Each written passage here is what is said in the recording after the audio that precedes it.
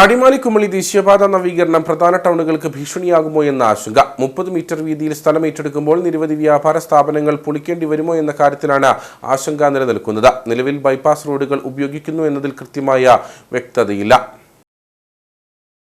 അടിമാലി കുമളി ദേശീയപാത നവീകരണത്തിന് പ്രാരംഭ നടപടികൾ ആരംഭിച്ചു കഴിഞ്ഞു.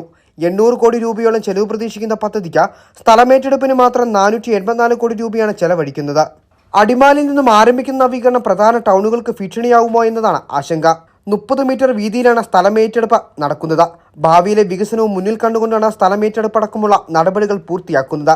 ഇത് പ്രധാന ടൗണുകളിലേക്ക് എത്തുമ്പോൾ നിരവധി വ്യാപാര സ്ഥാപനങ്ങൾ പൊളിക്കേണ്ടതായി വരും. കട്ടപ്പന അടക്കമുള്ള ടൗൺഷിപ്പുകളുടെ മുഖചിത്രം തന്നെ മാറ്റി വരയ്ക്കപ്പെട്ടേക്കാം. ബൈപ്പാസ് റോഡുകൾ ഉപയോഗിച്ച് പ്രധാന ടൗണുകളെ ഒഴിവാക്കുമെന്നതിൽ കൃത്യമായ വ്യക്തതകളില്ലാത്തതാണ് നിലവിലെ ആശങ്കയ്ക്ക് വഴിവെക്കുന്നത്. നിലവിൽ തയ്യാറായി കിടക്കുന്ന സ്കെച്ച് അനുസരിച്ച് പാത കട്ടപ്പന ടൗണിലൂടെയാണ് കടന്നുപോകുന്നത്. ദേശീയപാത കടന്നുവരുന്നതോടുകൂടി നിരവധി വ്യാപാര സ്ഥാപനങ്ങൾക്ക് ദോഷം സംഭവിച്ചാലും വികസനത്തിന് വലിയ സംഭാവനകളാണ് ദേശീയപാത നവീകരണ വഴി ഉണ്ടാകുന്നത്. അടിമാലി കുമളി ദേശീയപാതയുടെ 2ാം ഘട്ട വികസന പ്രവർത്തനങ്ങൾ ആരംഭിച്ചിട്ടുണ്ട്. എന്നാൽ കട്ടപ്പന വഴി കടന്നു പോകുന്ന ദേശീയപാത അത് ബൈപ്പാസ് വഴിയാണോ അതോ ടൗൺ വഴിയാണോ പോകുന്നത് വ്യക്തതയായിട്ടില്ല.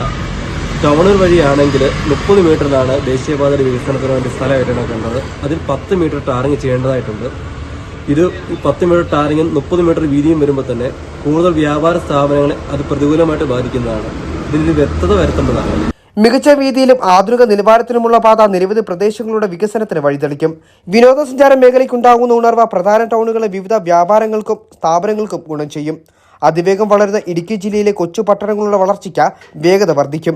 ചരക്ക് നീക്കമടക്കം വേഗത്തിൽ നടക്കുന്നു എന്നത് വ്യാപാര മേഖലയ്ക്കും വലിയ ഗുണകരമാണ്.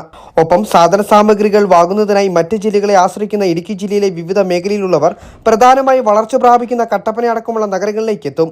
ഇതെല്ലാം ഒരു പാതയുടെ നവീകരണം വഴി ഒരു പ്രദേശത്തിന് ലഭിക്കുന്ന വികസനത്തിന്റെ ഉദാഹരണങ്ങളാണ്.